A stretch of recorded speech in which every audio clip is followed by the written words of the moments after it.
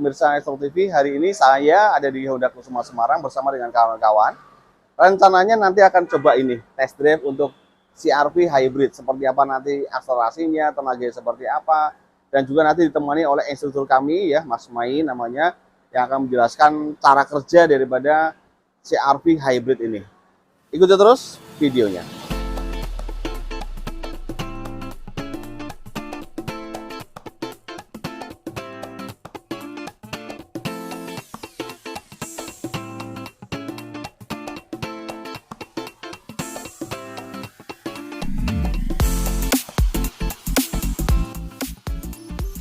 Selamat siang rekan-rekan dari Honda Kusuma Kendal. Saat ini kita sedang melakukan test drive di Honda All New CR-V Hybrid, dimana saya akan menjelaskan dari fitur sedikit dari audio dulu. Di sini tampilannya sudah menyajikan bagaimana cara mesin hybrid itu bekerja.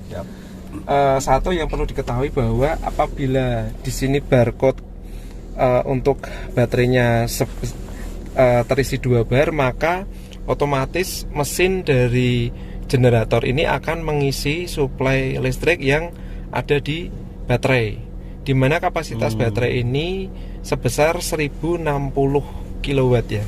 1060. Ya, 1060. Terus untuk seandainya kita melakukan akselerasi, apabila baterai ini sudah terisi sekitar 4 atau 5 bar, maka mesin generator ini akan mati dengan sendirinya otomatis, dan kita akan murni menggunakan baterai sebagai penggeraknya untuk mensuplai listrik ke motor listrik, dimana motor listrik ini kekuatannya kurang lebih sekitar 184 PS, dan mesin ini kekuatannya kurang lebih sekitar 147 PS. Kalau digabungkan antara motor listrik dan baterai serta mesin, total sekitar 207 PS. Nah, kalau gini ini hanya menggunakan daya baterai aja tanpa menggunakan daya mesin. Terus untuk yang terbaru dari CR-V hybrid ini, dimana ini sudah dilengkapi dengan driving mode antara model sport, model normal, dan model eco, dan juga disediakan fasilitas wireless charging juga. Terus untuk tambahan untuk safety ada breakaway, electric parking brake, serta hill descent control untuk mengatur atau memberikan kestabilan saat kita menuruni bukit yang curam, dan kita tidak perlu menekan pedal rem karena otomatis akan ngerem di kecepatan 20 sampai minimal 3 km per jam, dan kita bisa konsentrasi dalam pengemudian atau pengendalian. Terus untuk fasilitas Honda Sensing juga sudah disediakan, yaitu ACC, LKS, Auto High Beam, serta yang terbaru sudah dilengkapi dengan Auto Driving Beam atau ADB, dimana untuk ACC ini Adaptive Cruise Control sudah dilengkapi dengan Traffic Alert ya. Jadi itu nanti sudah terdapat gambar mobilnya, dan nanti seandainya diaktifkan maka sudah ada, kita bisa membaca marka jalan, terus mobil yang ada di depan kita maupun posisi di samping kita.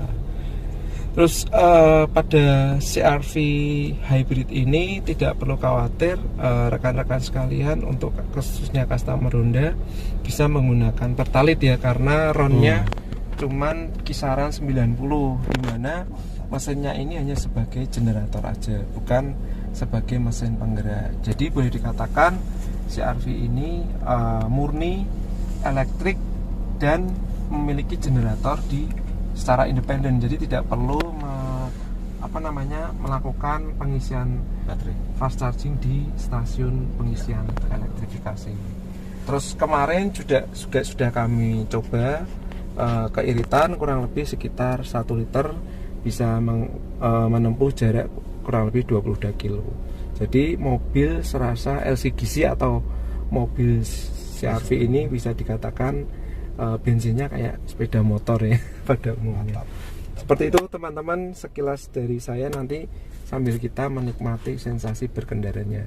Silakan Pak Mariana.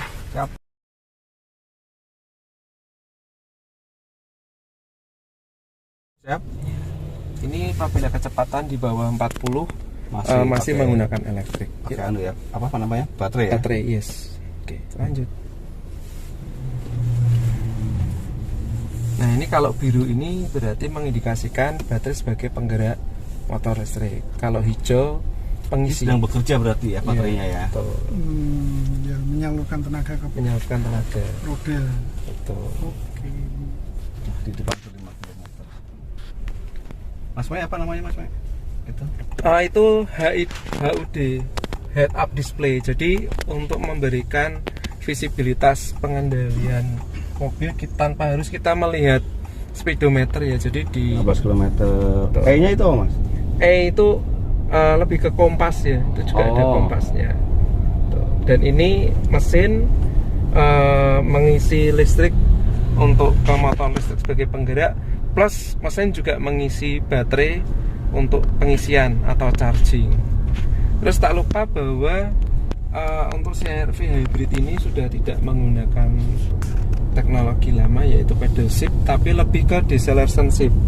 Deceleration shift ini saat kita melakukan pengereman yang tidak terlalu jauh bisa digunakan. Tujuannya apa? Untuk meningkatkan elektrifikasi dari motor listrik, menghasilkan listrik statis, dan tujuannya untuk pengisian ke baterai.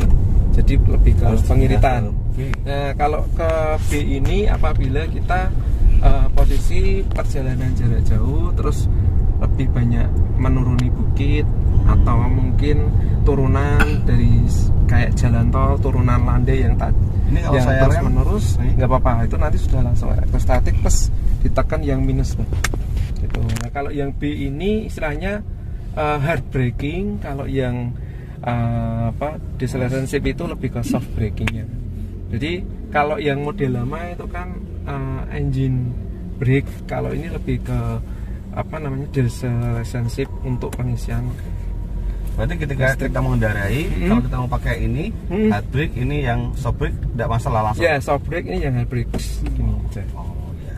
Terus model pengiritan atau metode pengiritan hybrid sama mobil konven beda ya. Kalau mobil konven itu kan lebih ke fuel to fuel, karena ini penggeraknya murni mesin lah, sedangkan ini penggeraknya motor listrik, kita berpatokan dengan ini ya. Jadi lebih ke ini bagaimana kombinasi antara baterai, genset, mesin sebagai genset serta motor listrik menghasilkan tenaga, terus bisa menempuh jarak berapa kilometer per liternya. Jadi nggak bisa kita menggunakan fuel to fuel. Beda. Ini kemana Bang? Lurus aja nggak Mas? Kota-kota aja, nanti muter balik. Pakaian Iya, Bang. pakai listrik ya. Kalau Iya. pemakaian listrik itu batas kecepatannya sampai berapa itu? Batas 40. kecepatan 40 ya, Iya. 40 km per Yes. jam ya. Jadi kalau lebih dari itu nanti campur dengan ini ya, Generator. dengan generator. Iya. Ya. Nah ini loh, listrik hujan ya. Nah, ini baterai kayak gini menggunakan baterai ini. Kalau ngerem baterai ngisi. Ini kalau langsung rem bisa nih? Bisa kok. Gak usah ngerem kaki resah? Gini aja nggak apa-apa. Langsung isi Oh, baterai ya, ya. ngisi ini. Wah, Oh, Ya kan, eh, ngisinya tuh. lebih cepat. cepat ya Pak ya. Kita sudah ngerem ke B, ditarik ke B langsung dia. Langsung. Biasa. Nah, ini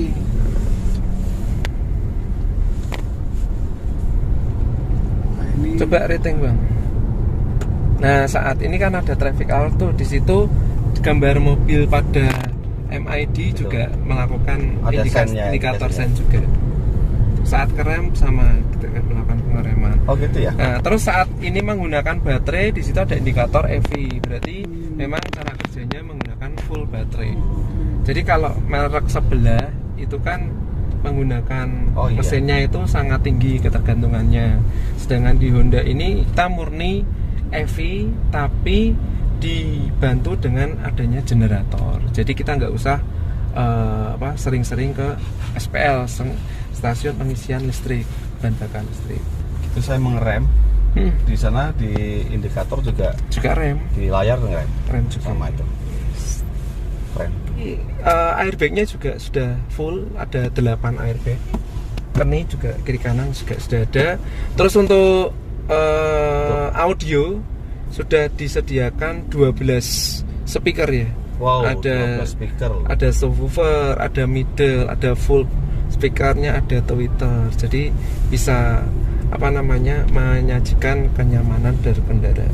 Ya, CR-V hybrid juga dilengkapi dengan ANC, yaitu ini ANC, Active Noise Cancellation. Jadi suara mau kebisingan dari luar itu otomatis ternetralisir dengan gelombang yang dimana fungsinya untuk mengurangi adanya noise yang masuk ke dalam kabin, sehingga kabin boleh dikatakan terasa kedap banget. Itu 110. Kita rata-rata dalam kota kemarin 16 sampai 17. Pasti ada yang nanya nih, nah nanti kalau banjir gimana? Nggak perlu khawatir, baterai ini posisi di atasnya chassis. Jadi ini kan chassis tempat duduk gitu toh. Di bawah tempat duduk itu posisinya ada baterai. Dimana dari segi safety lebih aman ketimbang merek yang lain atau mungkin kompetitornya lah. Seperti itu. Jadi di atasnya chassis, bukan di bawah chassis. Kalau indikator untuk bensinnya sebelah mana? Bensin yang menandakan kanan. Oh itu ya. Bensin Maksudnya pada saat bensin itu pakainya bensin full gitu loh, kecepatan tinggi kan, itu nanti kecepatan tinggi mobil di atas 100 di atas ya. Kalau bensin full bensin itu saat ini biru ke sini, terus ini ke sini hijau. Ini biru semua, biru ini enggak ada tanda-tanda. Berarti pemakaian bersamaan antara gerak. Kecepatan stabil 80 stabil itu barulah. Ya, pemakaian baterai di bawah 40 km per jam selama baterai itu di atas 2 bar. Yang 3 bar nih, nanti jalan pelan-pelan tetap pakai baterai. Begitu 2 bar generator hidup. Oh, tahu. Itu otomatis ya. Kalau karena masih baterainya masih full, dia nggak ngisi. Karena memang tujuannya setelah dia selain menambah tenaga juga membantu mengisi baterai. Karena mesin ini tidak menghasilkan penggerak, tapi menghasilkan listrik gitu ya. Jadi kalau kita nanti akselerasi, ada suara itu bukan suara mesin, tapi virtual sound. Dan yang terakhir, ini bukan RPM, tapi lebih ke virtual RPM aja. Semua virtual. Jadi suara mesin itu nggak ada. Mesinnya karena kan stasioner segitu terus.